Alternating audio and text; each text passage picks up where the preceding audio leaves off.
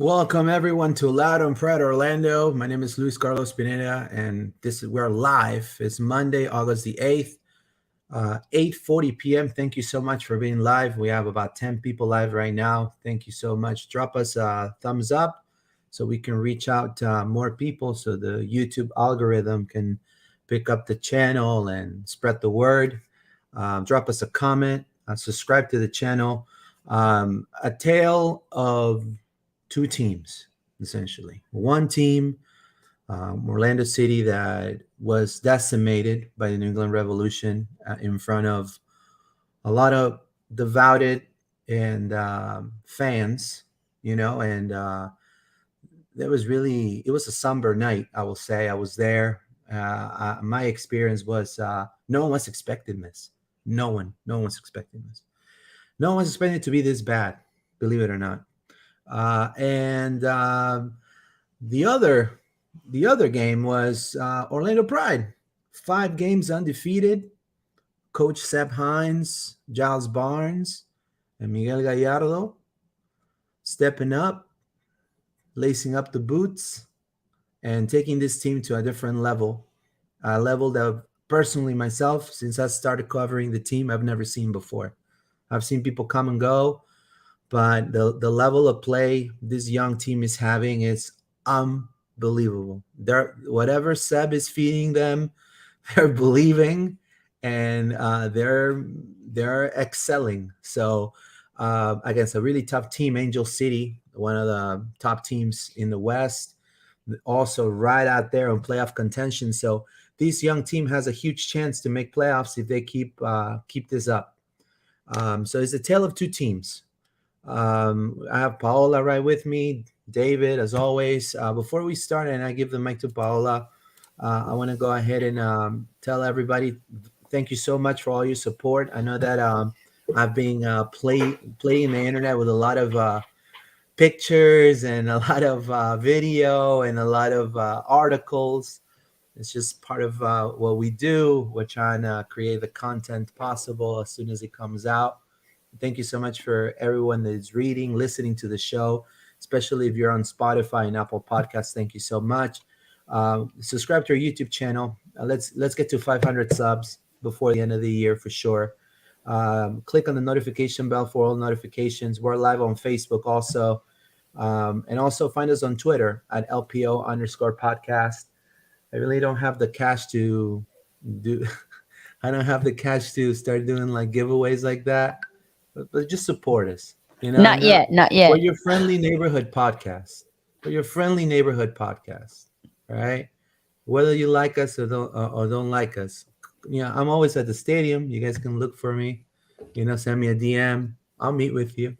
I'll shake your hand. Right. So at LPO_podcast, thank you so much for all your support. Paula, how are you today? How do you took this loss against New England at home? Um, Happy Monday. I'm happy. I'm happy that I'm as always with you guys here. I just have to say that it was a dead silence on my way home. It was a dead silence ride.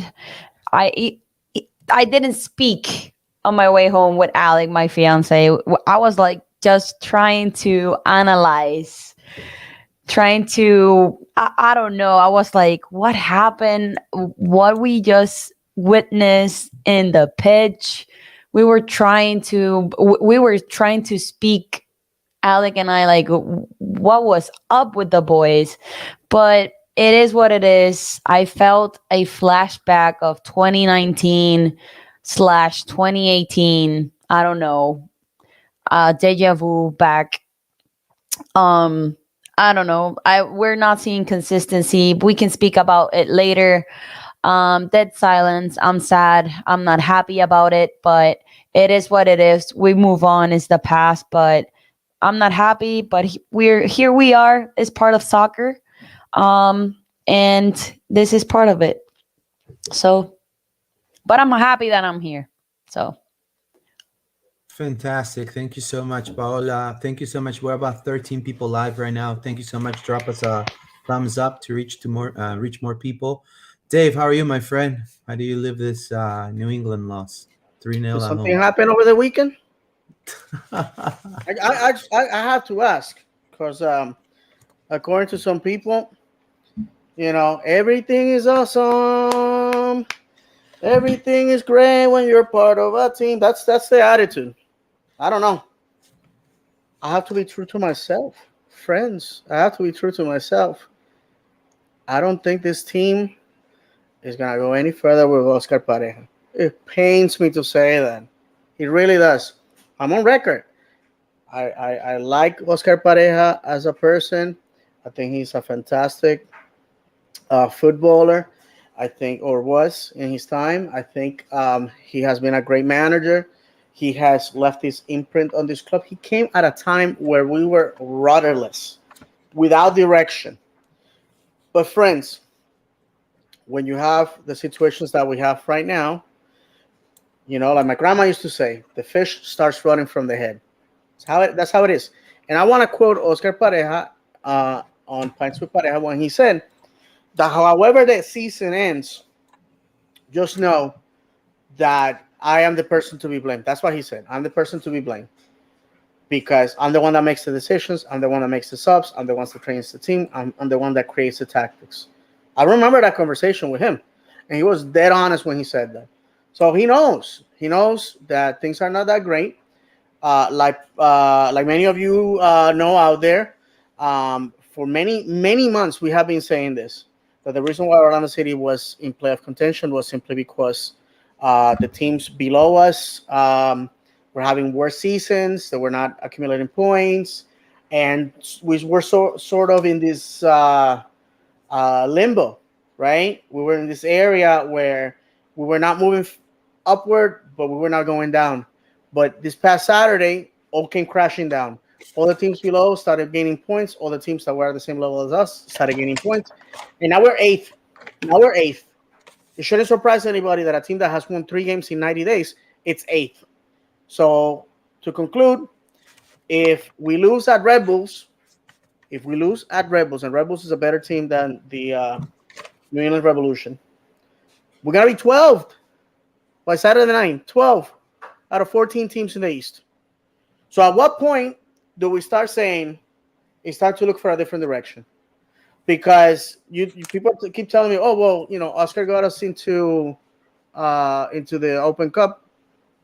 Well, did he? Because if I can be honest with myself and with the fans, because you know what, I always say it. I'm not a hype merchant. I don't like you guys. I don't not create smoke. I gain nothing by doing that. My credibility with you guys is the reason why you tune into this show. So the day I lose that, I don't have anything. There's no reason to watch the show. The fact of the matter, my friends, is that with Philadelphia, they underestimated us, kept their starters on the bench, and by the time they realized they were losing 2-0, it was too late for that. And they almost tied that game. With Nashville, the Gary Smith's arrogance of pulling all his attack 10 minutes before the game cost him that game. We were losing that game, and we were the worst team that night. But we won. And just like you guys, I ripped my shirt off, and I started running through the streets of Paramount. And lastly, we went against a Red Bulls team that was just having a bad night. That's the only explanation, because I have tried to say to myself, why that team that did that? Where was that team versus DC, versus the Union, and versus New England Revolution? Same tactics, same starting 11, same players, same manager. What changed, Luis? Well, I mean, first and foremost, I think Orlando has a huge issue with finishing the play again, and this. I mean, I have the. This is what they give us at the games. So, I have the first half and second half. Well, first half and full half. Well, full time. Um, so Orlando was resulting in their backs to generate plays through the flanks with Ruan and Moutinho. Just on the first half, they had 10 crosses. Just on the first half, 0 goals out of 10 crosses. Actually, the game when the game started, Rouen was having a good day against DeJuan Jones. He was actually penetrating, trying to get into the attacking third. Cross, no one around. No one around. Like no one around. The crosses went to nowhere. No man's land. Same with Joao Moutinho. I will have to say that the strategy of New England was to allow Orlando to attack through the flanks, stay compact, and then beat them through stamina. And I think that's what happened. In my opinion, I believe that some of the back line of Orlando actually, their legs started wearing out. And that cost us greatly. And the goals started keeping coming because Harry Kessler had a great game, as well as DeJuan Jones. Eventually, he overpowered Rouen. So I think that when you start seeing that there's legs are getting tired, you need to make the changes right away. And some of the changes, I don't know if we're still waiting for Wilder Cartagena's ITC or P1, but I believe he would have been out of great help right in the mid. Because Cesar Araujo, unfortunately, was also having a tough game. In the first half, he was a little bit, not as punchy or as being, adrenaline filled Cesar Araujo. He was more of like reserved. And then in the second half, he was resulting into fouling constantly, which it could definitely bite us back completely moving forward. It was just there was no attack. Orlando needs a 9. Orlando needs a 9. And Erjan Kara, I know that he just got married. He's probably in his honeymoon. More than likely, he was definitely surely missed. But if you truly analyze, would have Erjan Kara scored those crosses from Rouen and from Joao Moutinho? See, that's the question, right? So I think, unfortunately, it was a horrible game. I mean, it was a terrible game. I think Mauricio Pereira, he usually is the catalyst of that team. He's the engine, and he did try to get himself out. But unfortunately, they double mark him. They double mark him. Polster and McNamara did a great job. Polster also and Captoom did a great job, just trying to be bothersome for the midfielders of Orlando City. And Facundo Torres gonna do everything himself, right?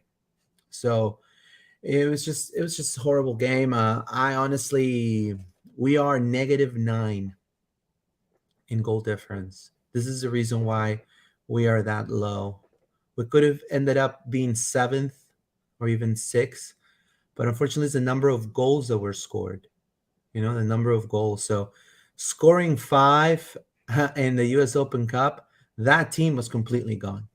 Now, a lot of people say, well, I'm completely fed up. All right, so I think Dave was saying that we're going to be 12th on the East if we lose against New York. Okay, then then we'll go magic mode and let's just let's just rebuild, right? I mean, because that's what Orlando does. No, I hear you, Luis. And I know that a lot of people are fearful of that because in the past we have the massive rebuilds that have led us nowhere. But friends, if you are going to do a rebuild with poor player choices, the rebuild it's not gonna work out. We can do a fantastic rebuild with great players, and I hate to go back to the same well, but I have used my overseas teams as examples of that. This past weekend, my team in England won again.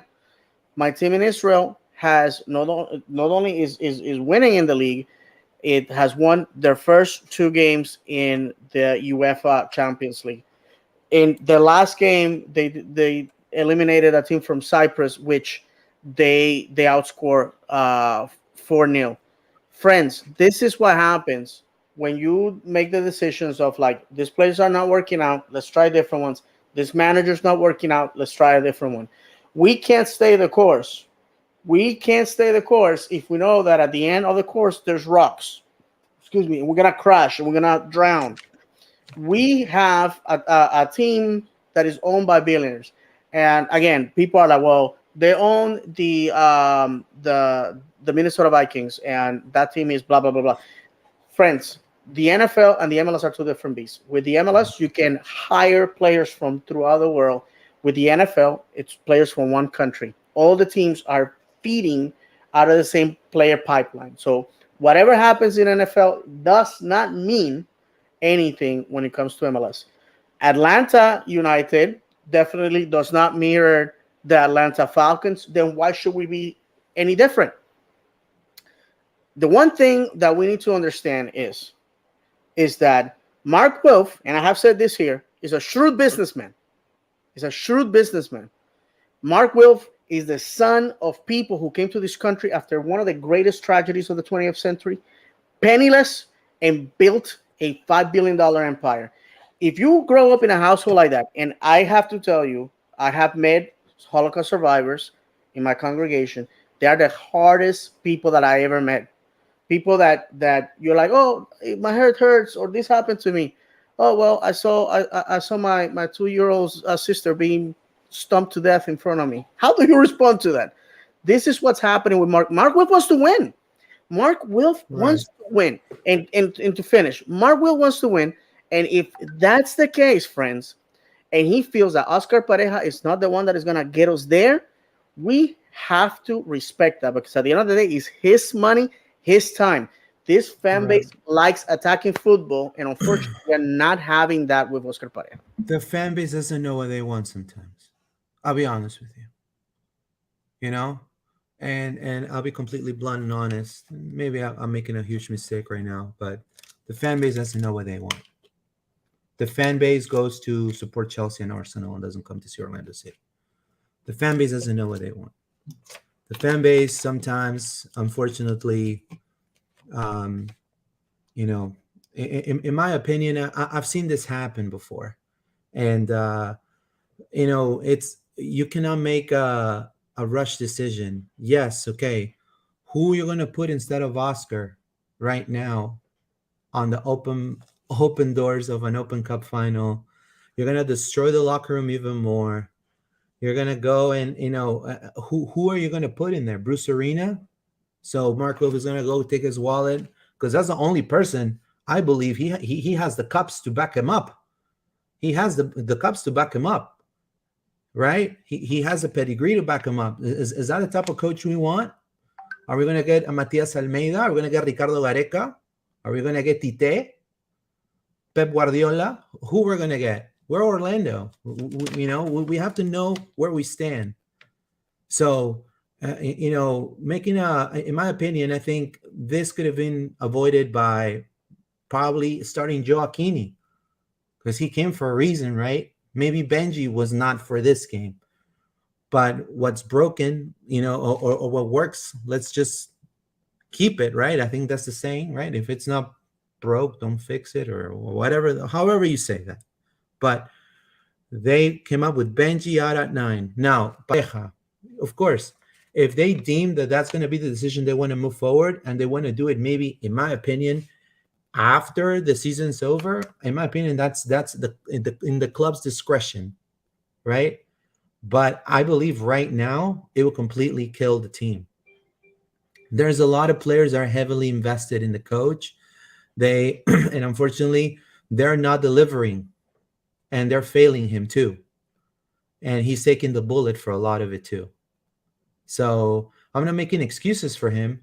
I'm just saying, people need to take responsibility, right? And who are we going to get?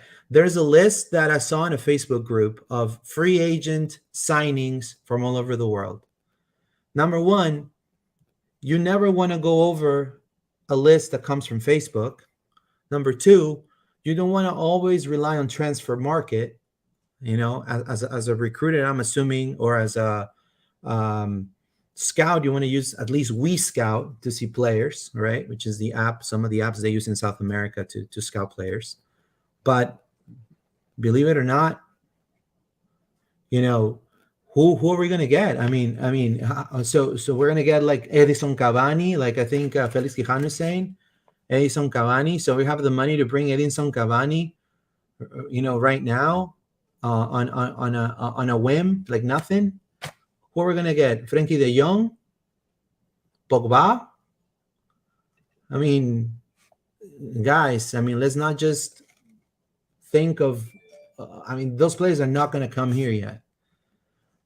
Maybe when we win the U.S. Open Cup, then yeah, because we won a championship, but not right now. Sorry to break it down to you, but that's the truth. I mean,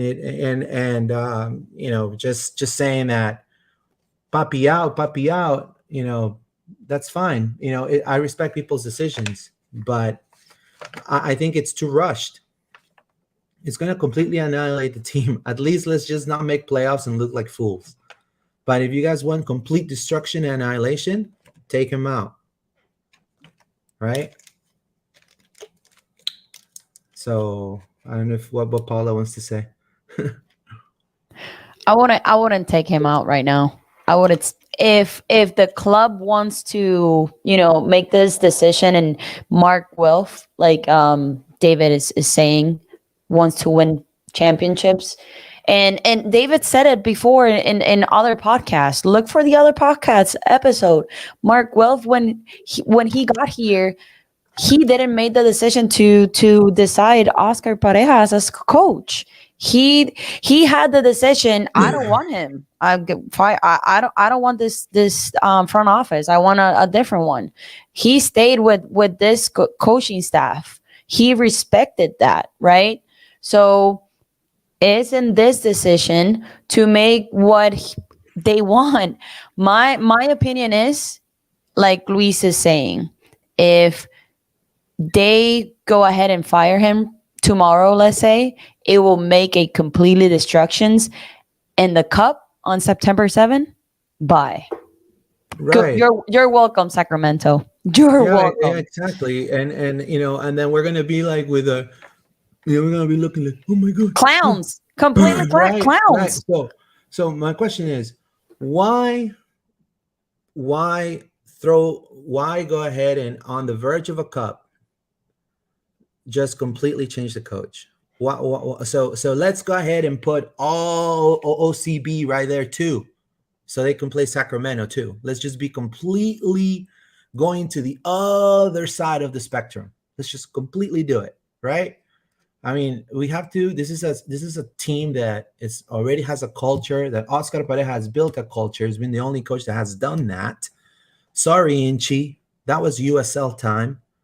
Oscar Pareja built a culture for this franchise in the MLS time, after failure after failure, and we're gonna just take him out. It doesn't work. I really don't think it's smart business right now. I think we got to be smarter than that. Let's just win the U.S. Open Cup, have the trophy, and then evaluate what's next. I think that's the most Solomonic decision that you can maybe do or ask. Now, if we lose the U.S. Open Cup in front of our fans, sold out stadium, then, in my opinion, you have solid reasoning, tangible proof that a radical change needs to be made. And at that point, in my opinion, all bets are off, because Orlando is going to go through the worst bullying a team is going to go through in their history. Because you know what I mean? No, I agree, Luis. Yeah, I agree, and this is something that we have talked about after the show many times. That if Orlando City were to lose the Open Cup, I just don't think that this fan will recover from that, because just like that stupid video of the goal Rooney. by Rooney, you know what I'm saying? Like That goal where he takes the ball from Yeah. Will Johnson. 10 million, 10 Nightmares. million, 10 million views on YouTube right now. 10 million views. The most watched video from MLS. 10 million views. We are there looking like clowns. Looking like clowns. So I just don't think that the fan base will recover. And when I look at the stadium and I look at how precarious our situation is, how people are like, hey, I'm not renewing, I'm not doing this, I'm not doing that. And some people have very good reasons. They're moving, or they financially they can't do it because things are rough out there. And I'm gonna be honest with many of you. With my job and everything, I tend to live a little better than most people, and I forget that not everybody has that opportunity, and $100 is a ton of money for a lot of folks. So when you look at it, going to an Orlando City game for a family of four, maybe a $200 night, easy. So we're seeing that, but the results have to be there, my friends. Football has to be entertainment. There was nothing fun about Saturday night. There was nothing entertaining about Saturday night. The fans, and I have to tell you, I sit in section 33. Those seats are $1,500 a piece for a season. And when the second goal went in, somebody screamed basically in agony, saying, "These are $1,500 seats. Like play for something." And the people around me were like, "Yeah, yeah, he's right, he's right." I mean, it doesn't have to go down to that.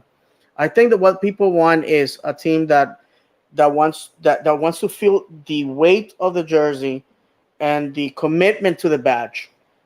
And one thing that, and I would love to hear your opinion on this, that some folks told me, because after the game, I ran into podcasters, listeners of this show, friends from Twitter, is that they don't feel that we have a leader in the team. Like with Nani, we knew this is our captain. And I actually took it up on myself to look at gifs or gifs, however you want to call them, of Nani, videos of Nani on YouTube. Nani looked like a man possessed, and those guys are like, "Yeah, let's go win." And even when we were losing, he still had that attitude. And a lot of people were telling me, you know what, I would have signed Nani for less money if he was willing to take it, just to have him around, because while Mauricio Pereira is a great footballer and a good dude overall, I just don't see him lighting that fire on their people's butts like Nani did. And in my opinion, Nani has been the best captain that we ever had. And people want a person that they can follow, a leader. And I was in the military, and I have told a story about the people that I serve with. Right now, if they walk through that door, I will follow them. They inspire me. We went out there, we completed the mission. People want something to believe in and want a person to embody those feelings and and that ethic. To quote the great Nani, he just grew up allergic to losing. Why? Because Nani will tell you, I just didn't have any options. It was either die of hunger or football. I chose football, and I wanted to win no matter what, because the other option was going hungry. That's the type of player that we need. And I don't know if there's another Nani out there, but we need that. I think the fan base is hungry for that, because if we're going to move forward with or without pareja, regardless of that situation, we have to find people that not only inspire the locker room, but inspire the fans. The fans feel like, if I'm not at my seat, I'm letting my captain down. And unfortunately, we don't have that. So I would like to hear from you guys if you feel that not having a Nani like figure in the club is affecting our season. Well, You wanna go first, Luis? no, you go ahead. I'll go last. Okay, okay, okay. So I'm with you, David. I didn't feel energy from the boys on the pitch on Saturday. I was talking about that with Alec. about the same thing. We were connected because I didn't have the opportunity to connect with anybody like you. Like I feel that we need a leader in the pitch, and we don't have that. Right, we didn't have that present. Some days we have it, some days we don't, and we need consistency. When we have it, like we did on the Red Bulls game, we did had a leader that day. That's it. But we need that consistency. Sometimes I see Galese doing it. I see Galese doing it more than Pereira doing it. I see Antonio Carlos stepping up too. Stepping Antonio Carlos has done huddles in the middle of the field. Like, listen, wake up. We need to step up. Like screaming at each other. This is ours. That's what a leader do. But like Nani, I'm with you. We need another leader like that. So I don't know about you, Luis, but that's I'm in the same sentiments that David. Yeah, I mean, we have a young squad, and I think Nani was a player that out of nothing he could create a play, and that was his signature. He did it in Manchester United. He did it in Portugal, and he did it in Orlando City because you know the coaching staff revitalized his career. I mean, and he was given the reins and the keys of the castle, and he delivered. We don't have a player like that because this man that's on the screen right now, he is a very young player, a young phenom, but he doesn't have the yet the pedigree as a maybe Luis Nani that has maybe played on a World Cup, that has maybe scored and played in Europe in huge clubs. He doesn't know what that type of pressure is right now. If some players, if you put that big bag of rocks behind them, they may either fail or excel, right? And I don't think Orlando is in the point of experimenting with that. I agree with Dave. I think each each position, the attack, the mid, and the back line need a leader. There should be three, in my opinion, always. And you can see in the back line is maybe Pedro Gales, right? Or Antonio Carlos, right? At that point. In the mid has to be Mauricio Pereira, right? But we need that attack. And Nani was that leader of that attack too. And right now I think I agree with Dave. We don't have that. Now, it's not because Gales doesn't pass through his leadership to the rest of the team. It's not that Antonio Carlos. Now you have to understand these players speak more. Well, Antonio Carlos speaks more Portuguese than English, right? Galese speaks more Spanish than English, and a lot of our attackers, Joaquini, you have Benji, Tesho, their main language is also Spanish. Now, I'm not saying that there's a language barrier, but in order to transmit that, what you want to get across, you have to say it right. And Nani spoke three languages. So, Kaká as well. He spoke three languages. So we need, I don't doubt that these players like Facundo Torres is going to be a leader no matter what. I think he has it in him. He has the skill. He has the it factor, but he's a young player. Same with, Wilder Cartagena too. He shows some signs of leadership with Peruvian national team. He hasn't got the chance to play for Orlando just yet, but he's also a big voice. Like he surprised everybody when he first got called up for the national team. A big voice. Cesar Araujo, it's another leadership figure in my opinion, but he's trying to get accustomed to the culture here. That takes time. But I do agree with Dave. I think that we need a leadership figure there, at least someone in attack that's able to at least. I remember Nani used to even tell them how to position themselves on the field.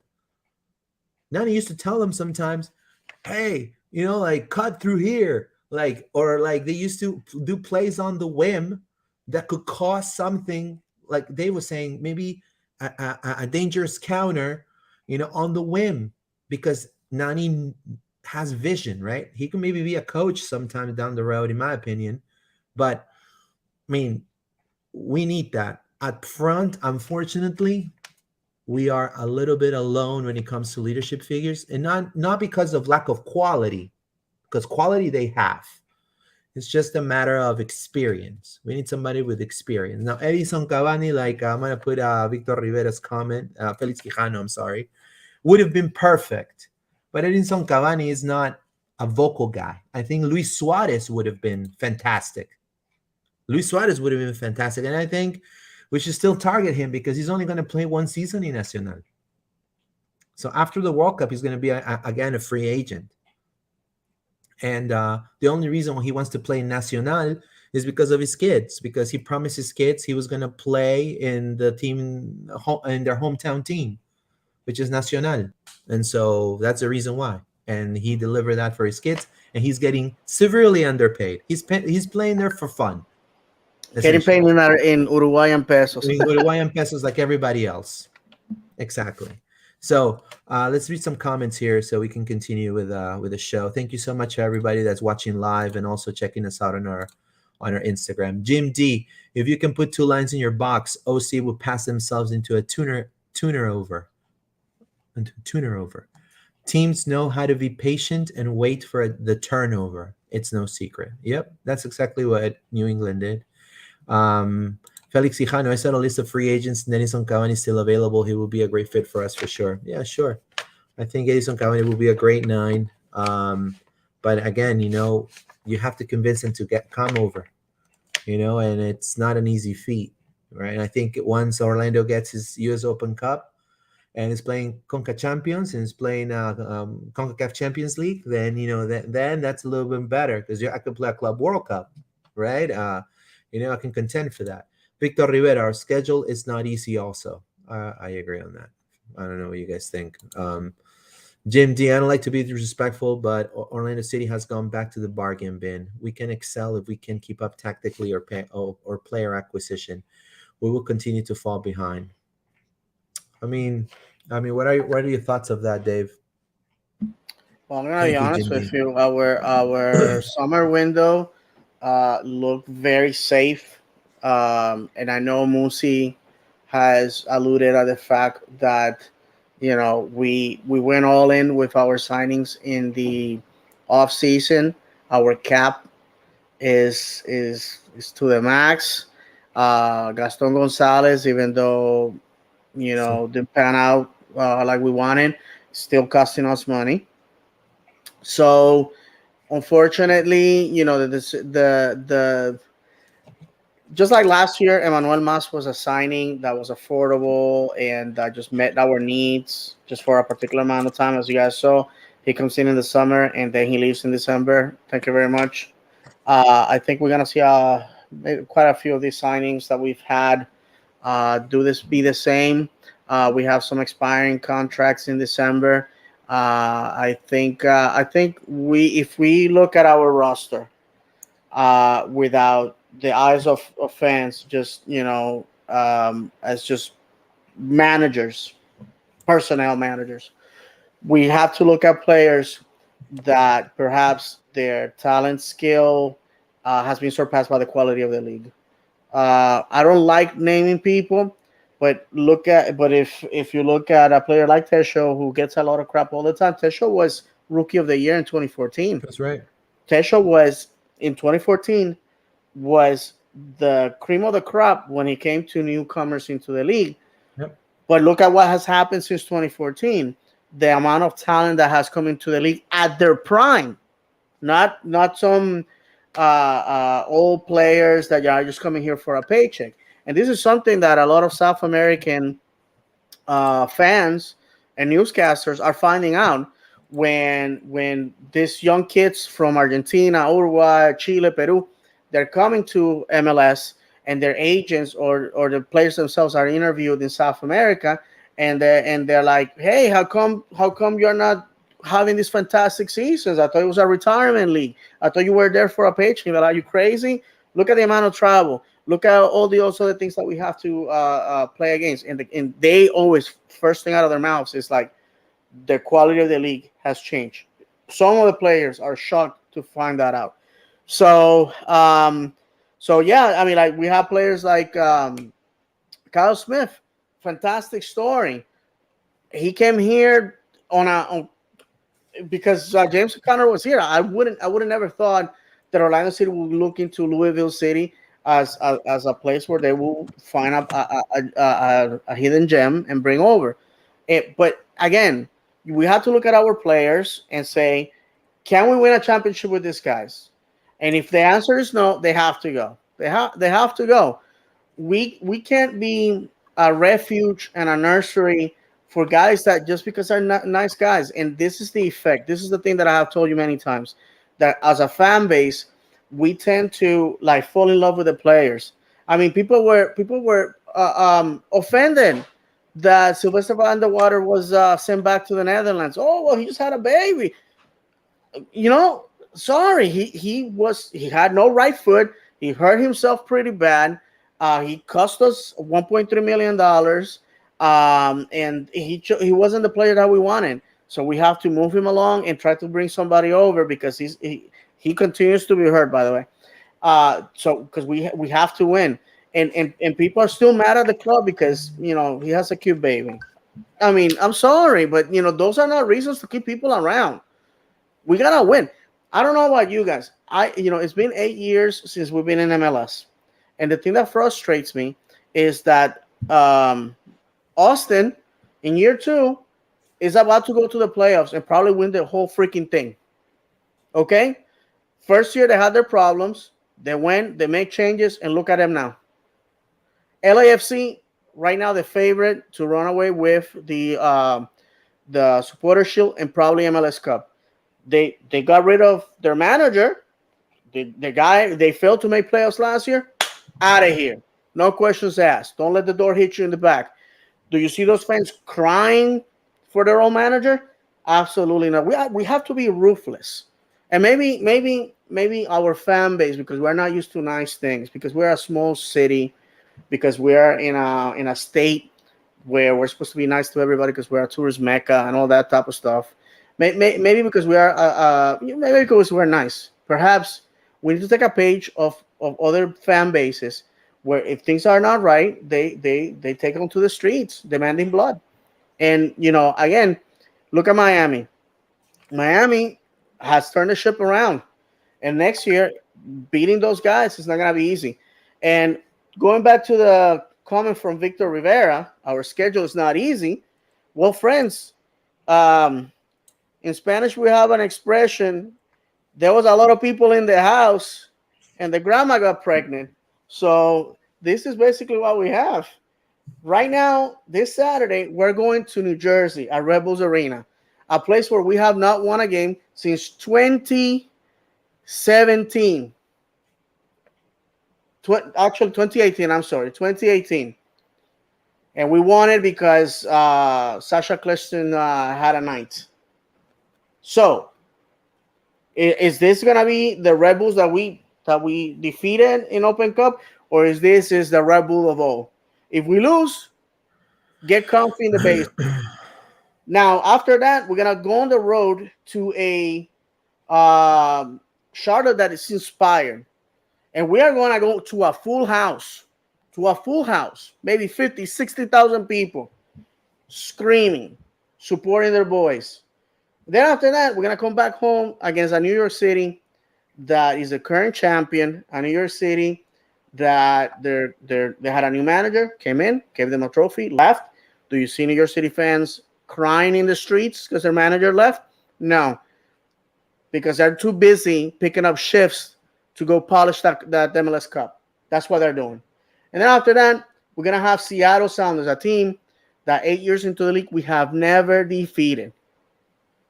We have never defeated a team that has made playoffs every single year. And let me remind everybody, the current CONCACAF champion. That's who's going to come here to close the month. And then in September, we have Miami, which I'm telling you right now, we're going to lose that game. Because there's no way on a Sunday night we're going to pull our starters having an Open Cup final on Wednesday. So to our friends from Miami that like to torture themselves watching the show, congratulations. We're gifting you 3 points. And then after that, we go to Philadelphia, the House of Pain.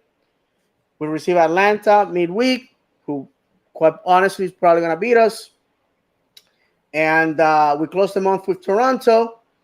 And then we have 2 weeks off at the most inopportune time and then we close the month of October, going to New York City. Thankfully, not Yankee Stadium. This is gonna be Red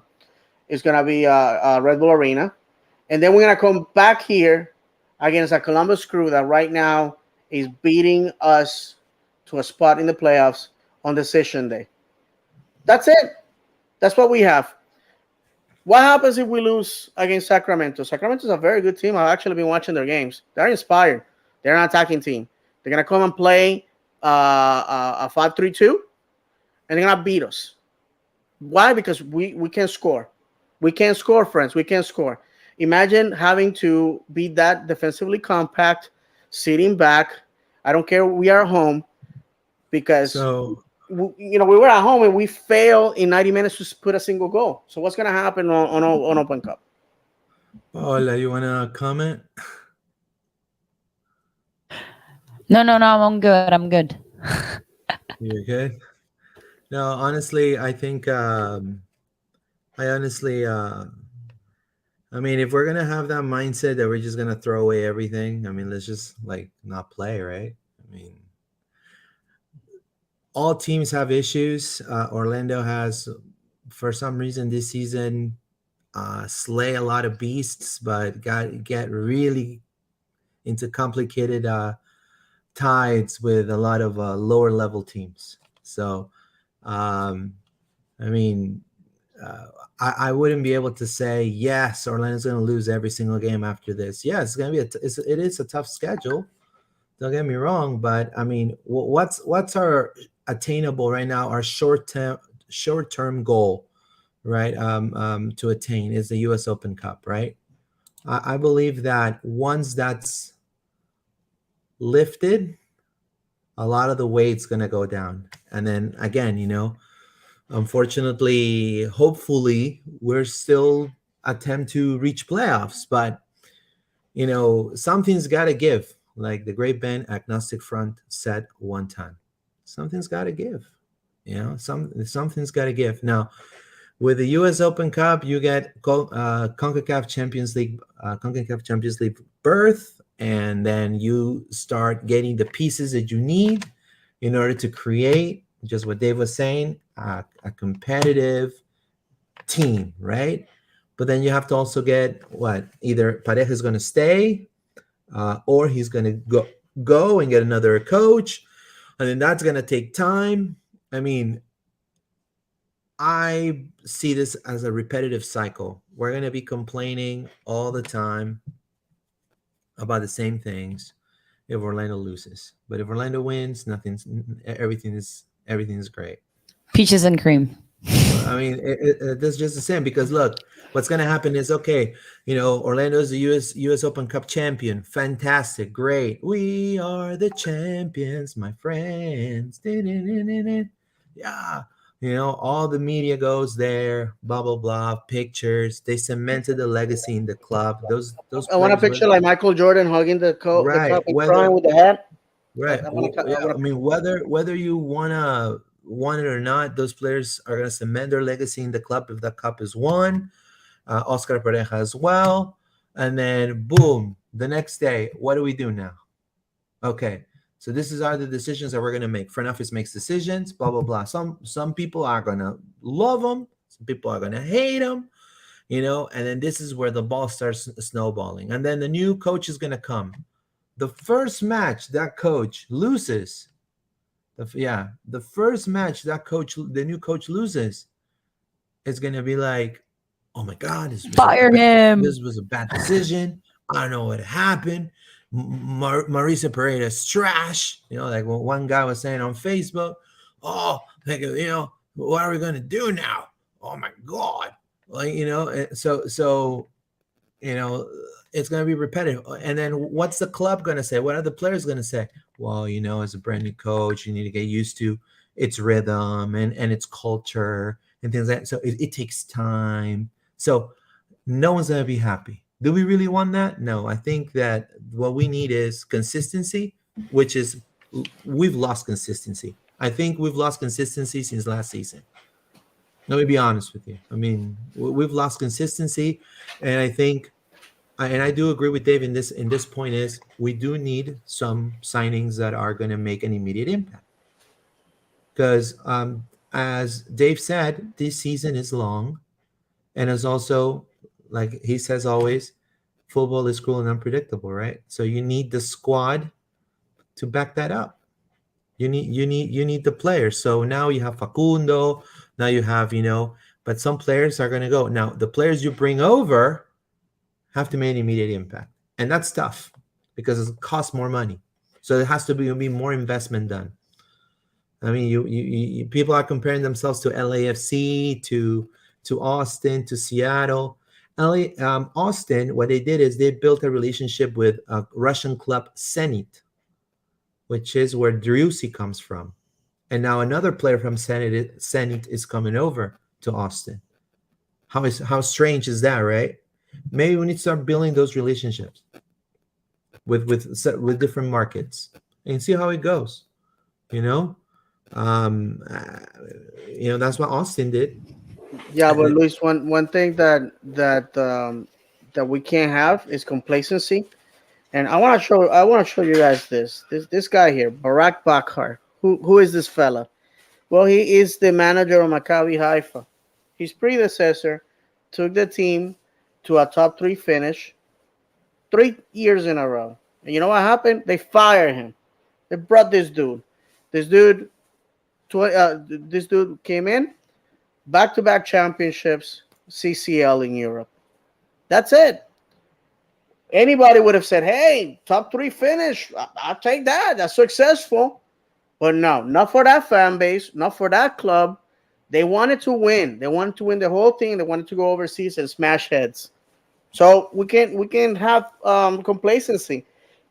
Okay, let's say we make playoffs this year. Let's say we win Open Cup, we make playoffs, seventh place. Right. 10 seconds on the clock. Mauricio Pereira gets a rocket from the center circle. Exploria, goes down in pitch invasion. People crazy. We go into the playoffs and we get eliminated first round like last year. People are gonna say, "Oh, successful, Oscar. We love you." I'm sorry, no. You go into the first round of the playoffs to lose. To me, it's that's 2020 stuff. That is 2020 stuff. Making the playoffs and losing in them in the first round to me is unacceptable for a club that has been 8 years. Because we have clubs like Atlanta United that in 2 years won a championship, in 3 years won Open Cup. The one trophy that we've been chasing since 2011, they won it. And they were so disinterested in the trophy. They call it a Party City trophy. Their fan base don't even care about it. And we are here holding on to it like Michael Jordan. And finally, we have, like I said, Austin, LAFC, FC Cincinnati, the whipping boy of this league for the last 4 years. They got rid of the manager. They got rid of 60% of their roster. And look at them. Look at them right now. They're making playoffs. They are making playoffs. So again, achieving goals is great. Surpassing them is even better.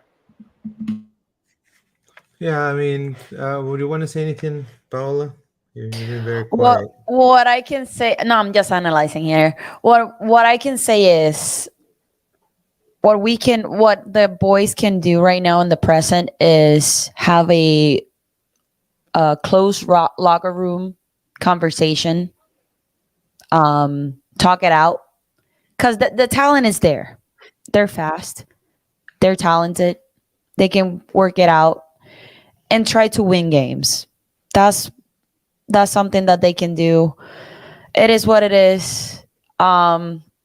If we already won 5-1 to the Red Bulls, let's make it happen again. I don't know. There was something magical about that day, and David just said it. And we were in the same train of thought. I was thinking the same. Like, what did these dude did this day, that night, that we beat them 5-1? Let's make it happen again. I don't know, make it happen. So I don't know, close the locker room, talk it out. I don't know, David, I don't know if you want to go to the locker room, slam Pato, like, you're freaking Pato. I don't know what's happening to you. So I don't know. So back to you, Luis. Well, I'm sorry, Luis. I just want to share another one because, some guy on Twitter told me that I really don't know anything about football and that I'm just trying to impersonate a journalist. And to him, I say I'm just a fan trying to bring you the content that traditional media denies you. This guy right here, Super Steve Evans, came to Stevenage 7 games before the season was over, and relegation to the National League saved the club. 7 games. Here, take it. You gotta save this club from relegation to the National League, to non-league. Friends, it's possible. Those managers are out there. Just because the reaction of this club getting rid of Inchi was Jason Christ, and then after that, James O'Connor. I mean, just because they did that, it doesn't mean that the next person has to be just as bad. Personally, if we allowed Oscar Pareja to finish the season, Oscar Pareja is a professional. He will leave this team prime for somebody to take over. And again, we can go and be a contender next year. I don't think that we're gonna make playoffs, and if we do, we're gonna get smashed the first round of the playoffs. That's my personal opinion. That's David. That's not Logan Proud Orlando or my friend Luis or my friend Paola. That's just my opinion. It's okay to have an opinion, friends. I have argued with people online. I tell them my wife of 16 years doesn't agree 1,000% with me. Why is it that my friends have to be 100%? You can disagree with me and we can still be buddies. We don't have to be contentious or anything. Friends, that's my opinion. I just don't think that Oscar Pareja has it to take us to the promised land. That's just my opinion as a fan. And for the people that sort of question my devotion to this club, I've been here since 2011. Since 2011, where the hell were the rest of you that have the audacity to tell me that I'm not a fan? Listen, I have contributed to this club hours of my time, with my presence, with my money. Okay, I have gone to in 2018. I went to the last game of the season when 90% of you guys stayed home. I love my club, but I have to be critical too on the things that I feel need to change. And that's the reason why we have podcasts, for people to express their opinions in a respectable way. I don't think that anybody, and Luis and Paula know this, I run into a lot of people that watch this show and they always compliment us on the way we present the information. I am very proud of being part of a group of people that can manage to do that. But the reality is, my friends, is me, David Valentine. I just don't think that staying the course is what it is. If you feel that we need to give him an opportunity, that we need to give him another season, I disagree with you wholeheartedly, but it's okay to have that opinion. Listen, the best thing that can happen is that Oscar Pareja wins the Open Cup, get us to MLS Cup, win the whole darn thing, so you guys can hammer me on Twitter for the next decade. I would love that. I will take it. I will take it. I will I go to just your house and congratulate you personally. But the reality is, in my opinion, it's not going to happen. well, I mean, whatever people say on the internet, it's. And I understand your frustration, David. Personally, I'm going to say this: um, a club needs to not make rush decisions. And again, um, we are at the cusp of a final, and we need to have the mindset and be all in. We need to be all in. Fans, um, podcast, this whole city of Orlando, because we're talking about Orlando here. And I know Orlando is the pit stop of a lot of people. But I believe that this is more than just the U.S. Open Cup. This is the first major trophy for the city of Orlando. It's big things. So I want to believe, and I want to think that the players know this, and I know for a fact they do. And on the day that they go and play Sacramento, they're gonna hopefully deliver. Now, if there's a failure and it fails, then that's when you then definitely enter a rebuild mode, complete rebuild. I mean, because the objective was not attained.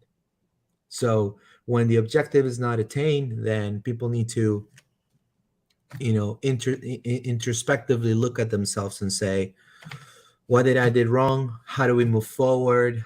You know, what are the changes that need to be made? So I think that would be the best way. Right now, if we look at the table, this is what really scares me, is that -9. And how do you fix that? By scoring goals. And that's one thing that we do need. We need the ball to go in the net, go in the goal. We need to score goals. And you know, Miami's right behind, right behind us right there. I mean, we could drop to ninth if they win, and then we lose the next game for sure. You know, so um, I know there's a lot of concern. There's a lot of people are upset, and you guys are entitled to be upset. I'm upset myself, but we are on the cusp of a cup that it's a very important for the city of Orlando, more than it's for Orlando City. It's more important for the city of Orlando because, unfortunately, in our history, we have not won a lot. I mean, if you want to, collegiate championships, then UCF, the American Conference, things like that. If you want to call that a championship, that's fine, but not in a major sport now. So, we have different tastes of different opinions for sure. But I think in the end, we all want the best for Orlando City. And personally, I'm hoping for hopefully a turnaround of events. Um, let's hope that. Paula, you have anything to say? Anything you want to add? I hope that the boys can turn that negative to a positive. That's all that I can say. I don't like negative. So this is Victor Rivera. I think we need to buy the arm wave thing, and that will turn the team around. Well, what is It, the it, arm wave? well, what happened was, this is a funny story. For us that went to the game, Paula, you saw these girls, right? There I was saw them. these cheerleaders. They were like dressed in That's. white, like cheerleaders. Can you call them that? Can you call them I don't cheerleaders? know. I don't know. Sure. I heard that this sort of guerrilla marketing strategy was authorized by the team. Well, anyways, these girls were walking around with this handmade signs to a website, and they were giving promotion to a product that is like a sleeve with a flag, Google it, Luis. colors. Yeah, yeah, Luis, you can Google it. So What is it the called? idea is that when you wave your hands, the flag of your team waves at the Arm same time. wave. Arm wave, yeah. They were doing this whole game with these flags on, and people were like, "What the hell?" And they were going up and down the aisles and waving the sign, and they Let's they do the tried arm wave, something like that. yeah, they tried to get on OC Fan TV, and the guys were like, "Just get out of here." It was funny. So anyways, that's what Victor's referring to. That has been the joke on Twitter today. Several videos have surfaced of these cheerleaders. Personally, I found them annoying. Um, it's crappy product. I don't see why anybody would. But I did promise that if we make playoffs, I was gonna buy two of them, and then I was gonna wave my arms, like wave them in the air, like I don't care, like 1990s rappers. But listen, and I have to say that I'm embarrassed that I have to say this. There shouldn't be a doubt of the love and passion of podcasters for the club, and there's a way to do things, and there's a right way and the wrong way. I think that one of the things that we always wanted to do to separate ourselves from where others had failed before is we didn't want to turn the podcast into a curse fest. One thing, because people have told us, hey, in the past there was podcasts that I liked, but unfortunately there was so much cursing I couldn't listen to them in the car with my kids or with my family. and the last thing I wanted to do was be in a traffic jam with people going f this, f that. I get it. So we wanted to make up a podcast that is palatable, that is smart, that where we are discussing in a healthy environment. As you can see, Luis and I have opposite views on the situation. Doesn't mean that I love my friend any less. That's It right. doesn't, it doesn't mean that we're gonna argue, we're gonna fight.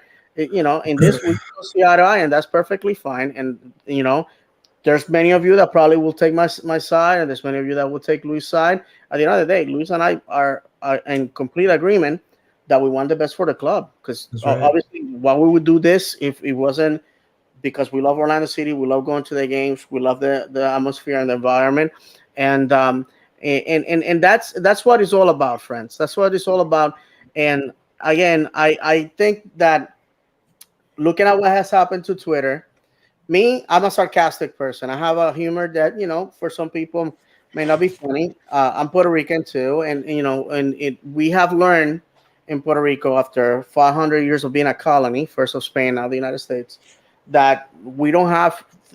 Sometimes we don't have our destiny in our hands, and we feel powerless. So the way we do it's satire, in order to get over the true feelings. So you have seen me. I put up the TikToks where I copy all of your comments on Twitter, and I put them to the tune of songs that I thought were catchy and funny. And some people have DM me saying, "Oh, you are just basically destroying whatever of little confidence is left in the players." First of all, if a professional footballer is gonna throw away the season because I made a TikTok at the tune of "Everything is awesome," then that person does not belong in a football pitch to begin with. The other thing, again, like I said, I have seen people fight, people curse at other people, putting the one thing that we do very well in Orlando City is that we tend to shoot our own wounded. We tend to eliminate them.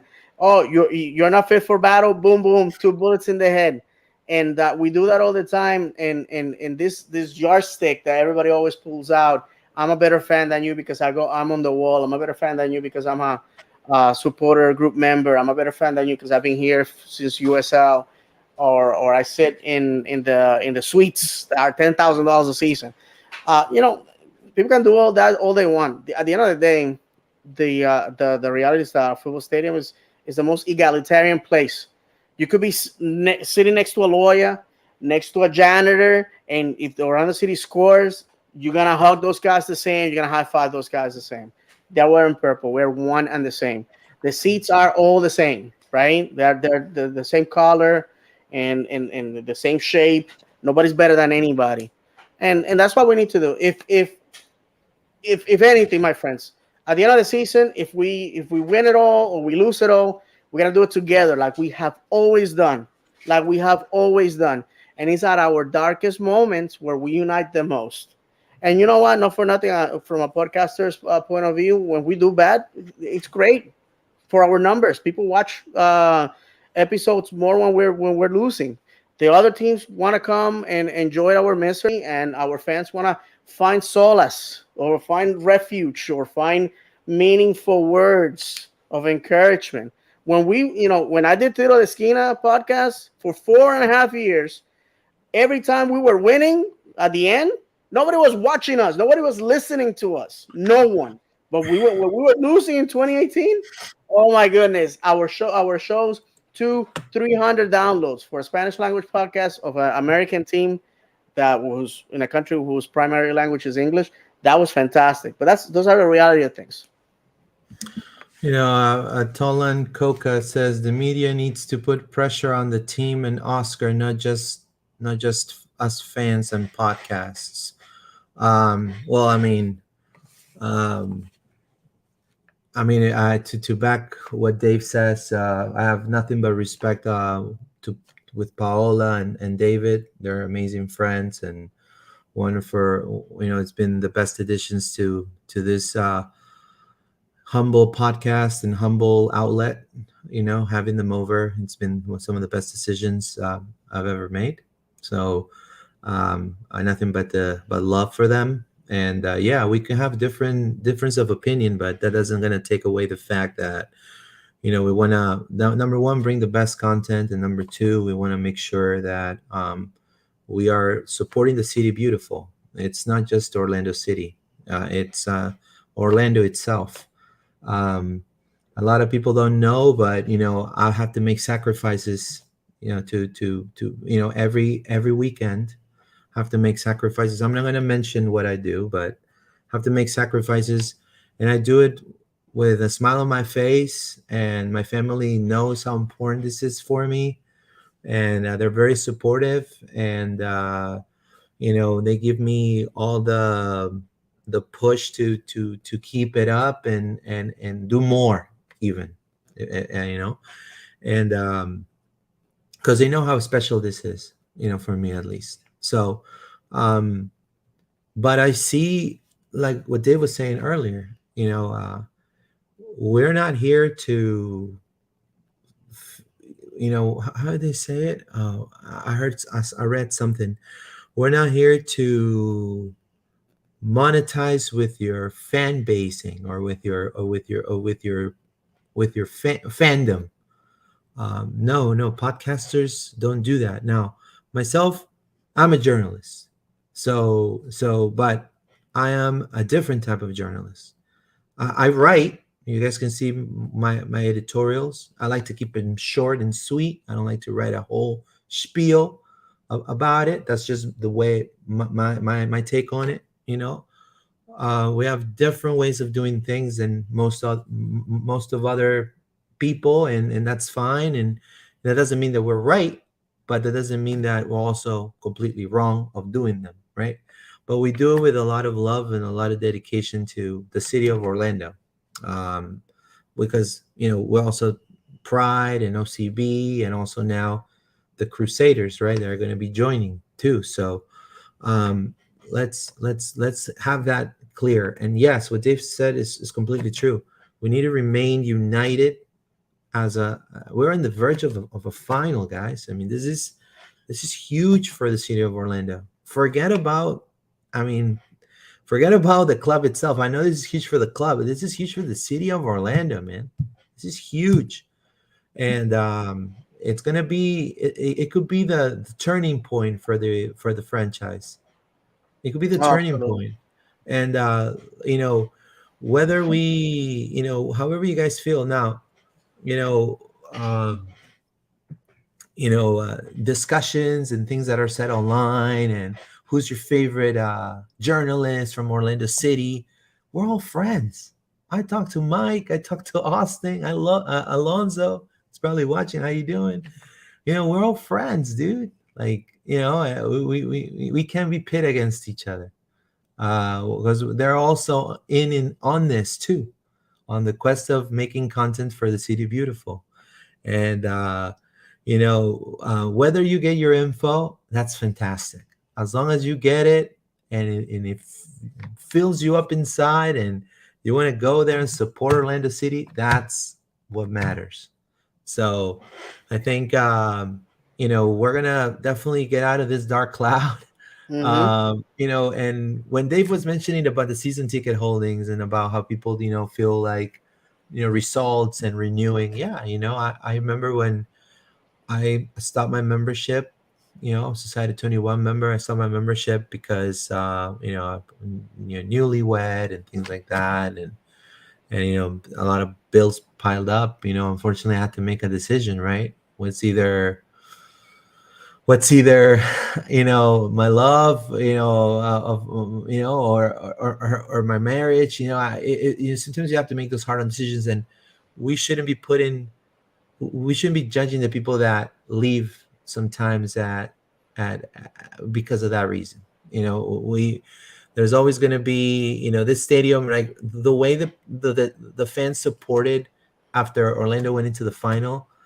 I don't know if there's even 1,000 tickets left for that game, Yeah, but it should be a sold out at the end of the right, week. yeah, it's to be sold out. Yeah, so that's huge. That's huge, because that's going to bring, and the players know this. I know they know this. They know that it's going to be new eyes. Like, and the players that still have a lengthy contract, and maybe a couple of more years. They know this. They know this is their chance to bring them over. Bring him over, deliver a trophy, and I mean, everyone's going to cover it. But I do believe what Tolan Coca says, that the media needs to put pressure on the team. I mean, media behaves differently in every other country. It's different. And trust me, because I have to see the Peruvian side all the time. And the Peruvian side is completely different. But there's one thing that it's always the same everywhere else. It's, you know, the the objective is to support, in the case of Peru, the nation, and here is to support the clubs, right? In the end. And so, you know, there's way of saying things, right? I mean, if I want to go ahead and talk to Dave and express my, yes, I will be making a show out of this show and out of this episode, and taking my shirt off and say, oh my god, I'm so angry, but that's, you guys are not going to get informed. You guys are going to just get you know entertainment, right? And we are entertaining, but we also need to inform, right? No, So, absolutely. you And know Luis, this past week we had a virtual town hall meeting. Paola and I were there with Luis Musi, Mark Wilf. Who else was there? Evan Weston, Evan Weston, and and that's it. that's Luis, it. Yeah, that's it. Right, and they laid out the foundation of what the season ticket members are gonna have in 2023, Oh, which I believe Jared Dillon. Sorry. Derek Dillon. Thank you. There, I can't believe the main guy, and I forgot him. So right now, if you decide to renew your tickets or you decide to become a season ticket member, you're gonna get 15% discount in food and beverage merchandise. This for the first time ever. There's gonna be a gift per seat instead of that one, scarf for 4 or 5. It doesn't matter how many seats you had. You always just got a scarf, and that was it. So this year, each season ticket holder is gonna get a gift. The one that I really love is the fact that you're gonna get a 1 year paid membership, streaming membership to Apple Plus to watch the games. So you are not gonna have to pay like everybody else. It's just gonna be included in the package. And the one, Luis, that surprised me the most, all group stage matches of Leagues Cup that are gonna be played in Orlando are gonna be part of the season ticket holder package. That is fantastic.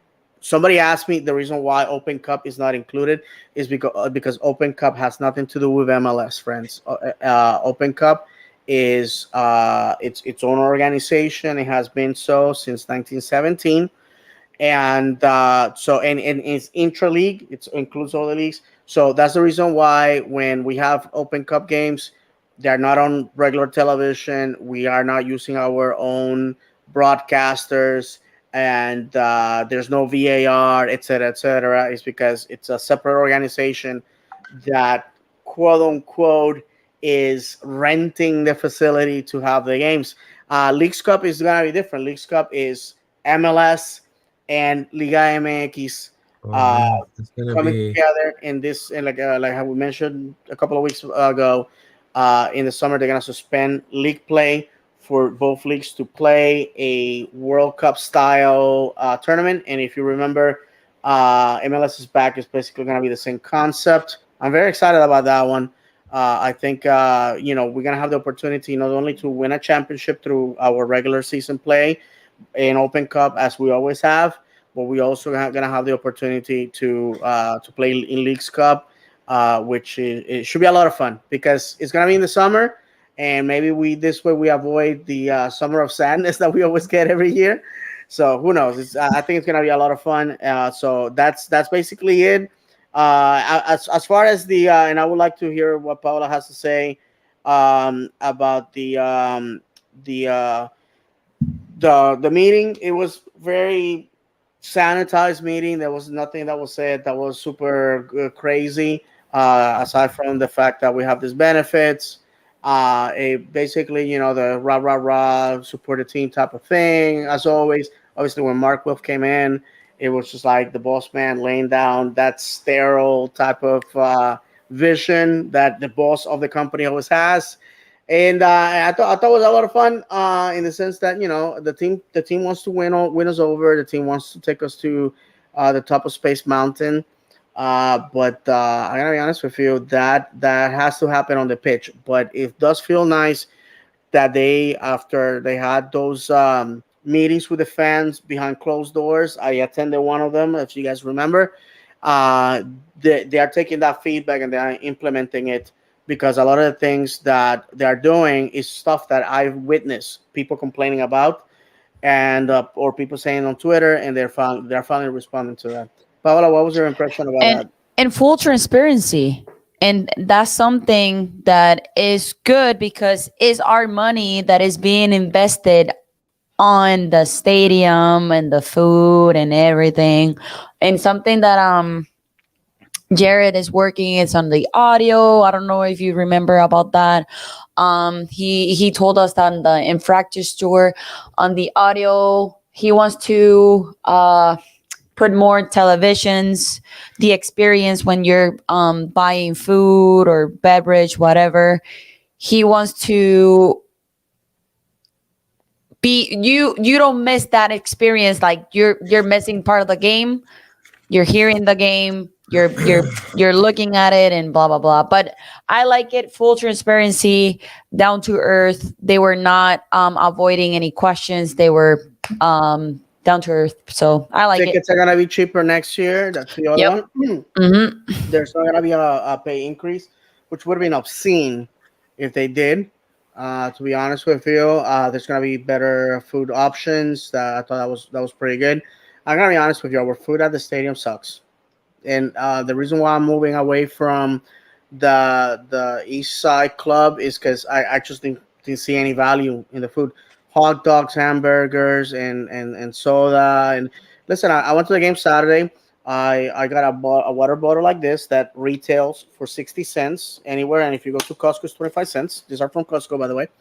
And a can of soda, which is 89 cents at any gas station in town.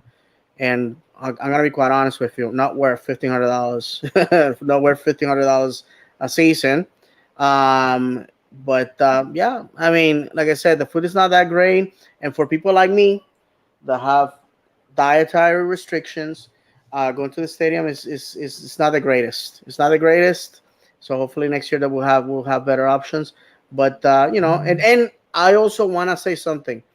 When we go to the stadium, take your trash with you. It's our house. Respect that. I hate the fact that people like bring all their trash with them and they just leave it there for employees to pick up. That's come on, grab your crap, put it in the trash can. Let's start respecting our house. And to the Revolution fans in our section, what a example. They grab their crap, they put it in the garbage can on the way out at halftime. I love that. Let's teach our visitors and people that are there for the first time that we take care of our home. I just wanted to say that because it's not been said. It's not said often. So, my friends, almost an hour and 30. Uh, I guess Yep, we wrap it have up. to. Yeah, so before we go, we have to talk about the Orlando Pride, which was completely the other spectrum of as Orlando City. I mean, she and I have to say, I mean, I'm gonna just show this picture here. This is exactly what happened. I mean, you're talking about um, two teams ready to go at it, willing to win, both of them. And Orlando went down a goal twice during the game. Usually, when that happens, it's a wrap, right? It's a wrap. And now this young team, it's delivering greatly. 5 games undefeated. Um, Julie Doyle, rookie, right? two goals in back-to-back games. You know, Julie Dole scored the equalizer of no, didn't no, she scored the equalizer for Orlando, the momentary equalizer. And then Carrie Abello, which had a phenomenal game, Penn State product. She she had a lot of crosses. She was one of the one who generated a lot of placing attack. And she was phenomenal. And on one of those crosses on the left flank, it was an own goal for Angel City. And in the 90th minute, and Orlando was able to um, tie the game against a team that has twice the roster squad, right? And they have also Ali Riley, which she scored, by the way. Ali Riley came back to Orlando on an Angel City jersey. You know, she said hello to everyone in the staff for Orlando, took pictures and all that good stuff. And then she scored a fantastic goal that stunned the whole stadium. Like, that was the only chance Angel City had in the first half. Did Sidney Boom. LaRue make the trip, Luis? No, she was questionable, and she didn't make the trip. She's Okay, injured. I just wanted to ask that. Yeah, but I mean, I would have been surprised if Sidney LaRue would have been there.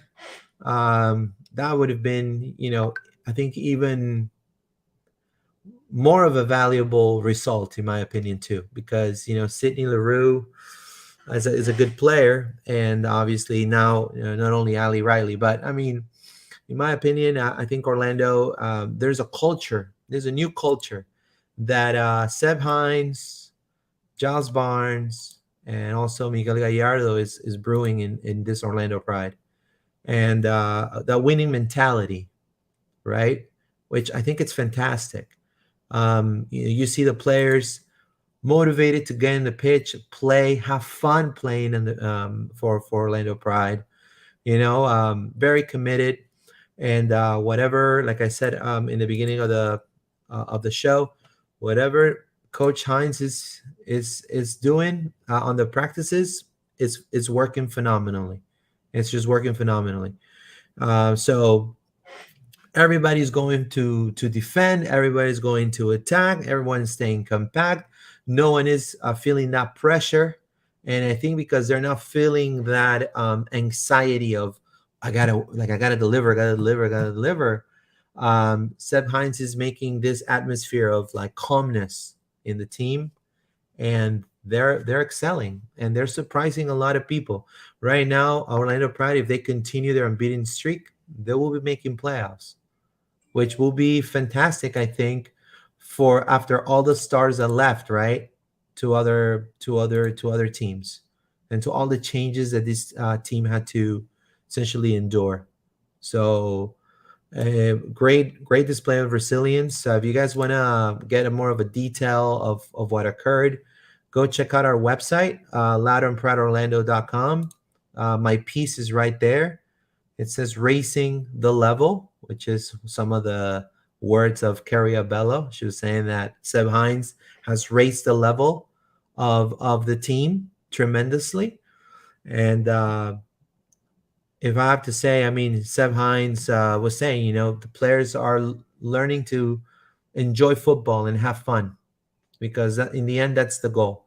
You have to have fun playing the sport that you love, right? So, congratulations to the Pride, and a fantastic performance that they had this weekend, yesterday, and it's been fantastic watching them play and watching them grow now. So I can't wait for what's to come, especially next season.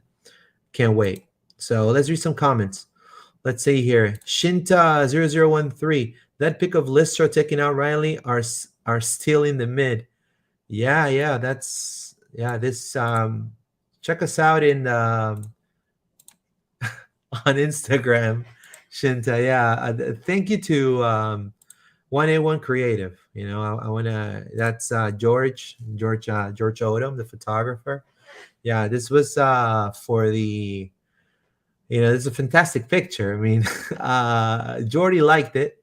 No, between She double no, she double liked it, right? She tapped it twice and then had a little heart, right? No, I'm just kidding. No, but I mean, it was a pretty good game for Orlando Pride. Honestly, nobody was expecting, believe it or not, a W.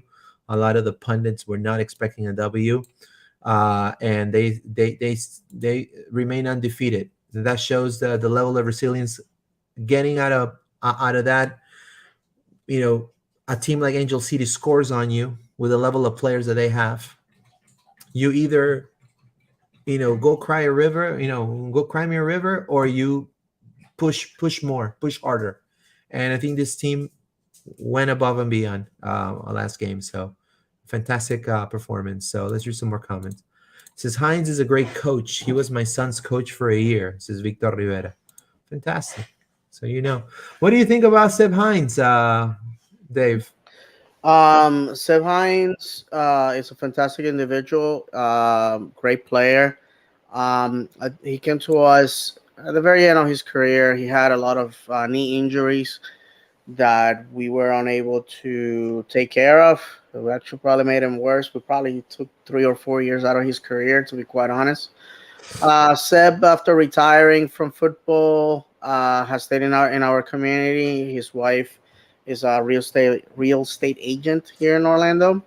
Um, and for those that don't know, Seb's dad is a native of North America, even though Seb was born in England and grew up there. So he's an American citizen. So are his kids. So he's easy transition for him. He has been a coach in several leagues around town, several independent clubs, the Orlando City Academy, and Seb Headmaster Hines, as we all remember him. For those that were there at that game where he scored 4 goals in a friendly. Great achievement. I think he's a great guy, and I think he is morphing into what eventually is going to be a great manager. I Yeah. actually say that, and I'm not saying that because he's a former Orlando City fan or any player or anything like that. But I actually spoke to him on the game against the Rowdies, where they had the opportunity for former players to get take pictures and sign stuff. Good dude, and also Giles Barnes, a complete surprise. Giles Barnes was also made Orlando home, which surprised a lot of us. And he's gone married.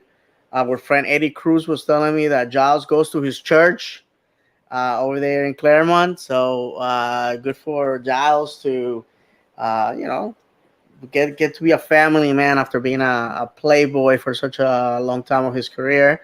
And these guys, the thing, Luis and Paula, that surprises me about the Pride, and I know we're pressed for time, so I'll make it quick, is the fact that we came into the season with these great signings, what we felt were great signings for our coaching staff that did not pan out for the reasons that we all know.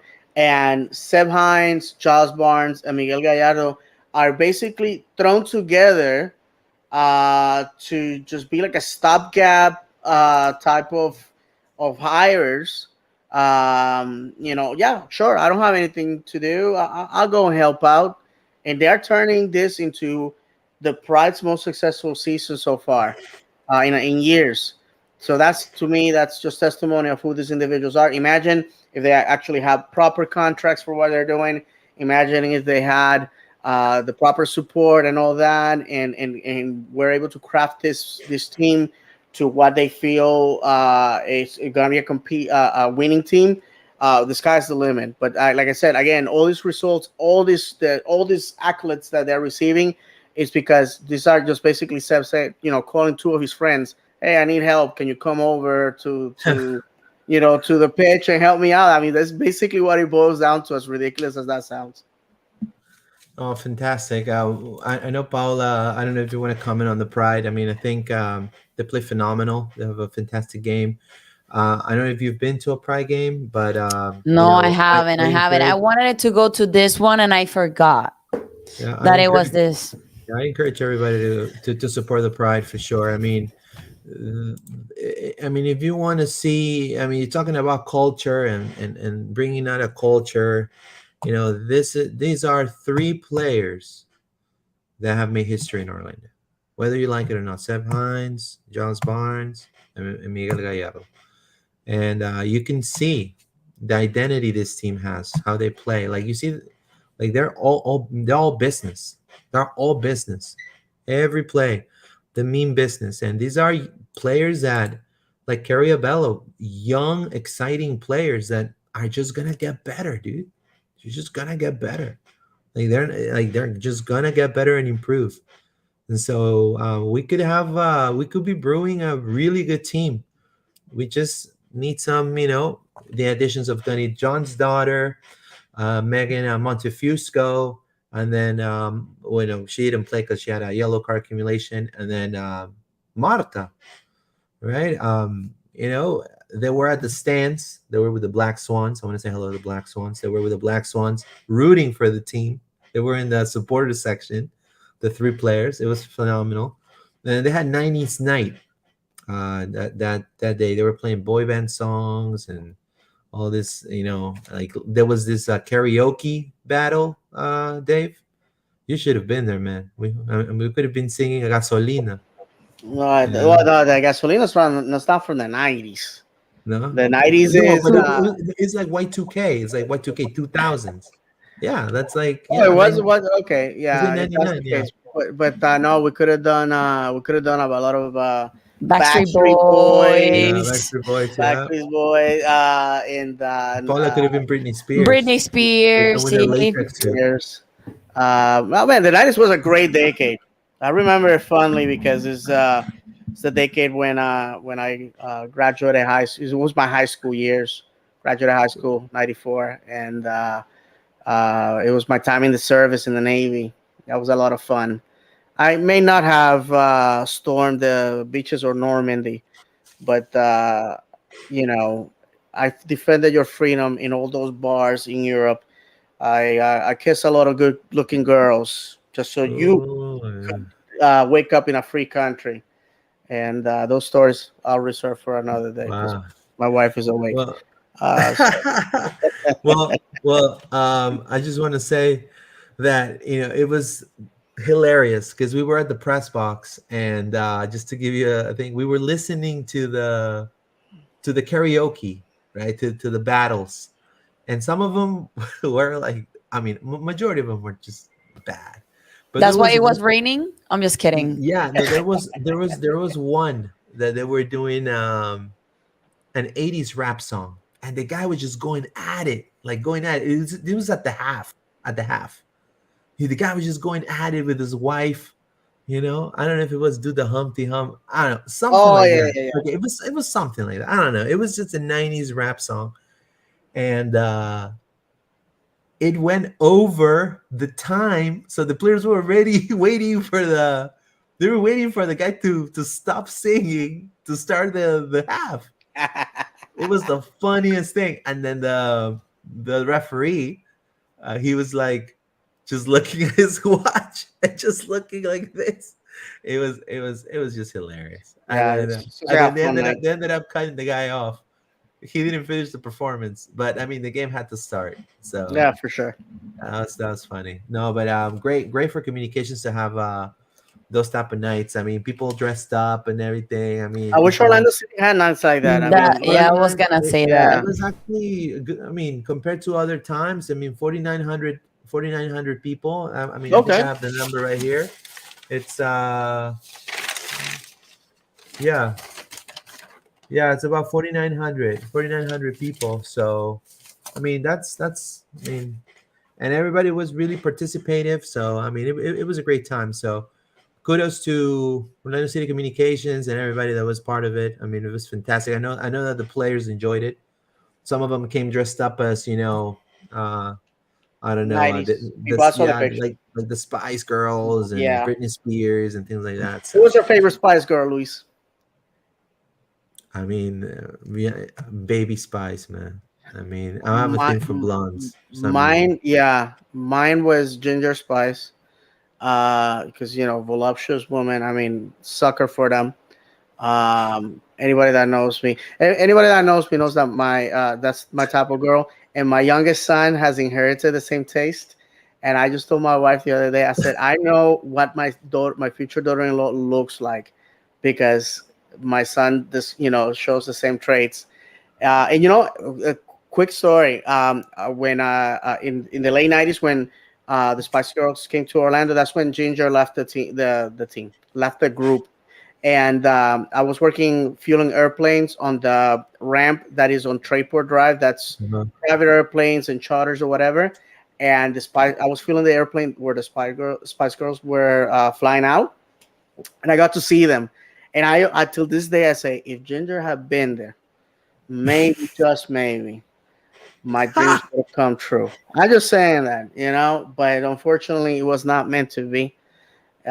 So that's that, And For Paola, O Town was there. O Town, the boy band O Town. yeah, but Paola was too young for that era. Muy, too Oh, baby. that's right. Yeah, Oh, Paola was yeah, born in man. '92, bro. So Man, I'm 92, so 92. old. yeah. But Backstreet Boys, I didn't care. Yeah. Yeah. Who was your favorite Backstreet Boy? Nick. There you go. He was the youngest. He was Yeah. the youngest. So, My Le voy goodness. a- anyways, le voy a decir Great, algo, great pobrecito. he footballing knows. podcast. It's okay. What a twist. What a plot Se va twist. I know. We ahora never se va a set out pintar to el do it. pelo. Se va a pintar el he's gonna dye his hair He's going to be blonde. My goodness. Uh, Oh my what a God. plot twist, a podcast. That's Well, right. let's wrap it Well, up, because some of us gotta wake up at 5 in the morning. yeah, Uh, definitely. Well, I want to last say, words go from me. ahead. Yeah. I just, let's support the club. Let's have fun. Let's love one another. Let's be excellent to one another. You guys know where to find me on Twitter, and please go support my vlog, The Legendary David, on YouTube. I will appreciate that. And of course, our show every Monday night. Thank you very much for the people. I don't know how many people are sticking around for this, but I hope they enjoyed tonight's show, which is almost 2 hours long. Yeah, definitely. Paola, you want to say last words before we go? Keep supporting the boys, rain or shine. As always, I say. Tomorrow, Tiro de Esquina. I'm trying to do it as consistent as possible on Tuesday now, not on Sundays. Kind of complicated. So Tuesday night, Tiro de Esquina podcast. You can follow us on Twitter and on YouTube, Tiro de Esquina, and then on Twitter at T Esquina Podcast. Follow us, and thank you for listening tonight. Thank you to everybody who stuck around. Thank you so much for your support. And again, vamos Orlando through the darkest and the brightest times. Vamos Orlando Orlando. always. Vamos, Orlando. Thank you so much.